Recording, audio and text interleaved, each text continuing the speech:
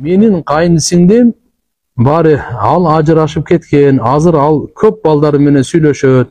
Анан алар акча салышат. Ошол акчага үйгө ар нерселерди алып келет. Ошол акчага келген нерселерди жесек болобу же болбойбу? Биринчи сүйлөшкөн жакшы эмес, айткыла, тыйгыла. Жакшынакай анан көрөк нике менен баш кошуп бергиле бирөөгө. Жашасын. Болсо мынандай сүйлөшүп жөн журган канча деген адамдарды бузат, өзү бузулат болбойт. Андай алып келген оокаттарды жебей койгон жакшы.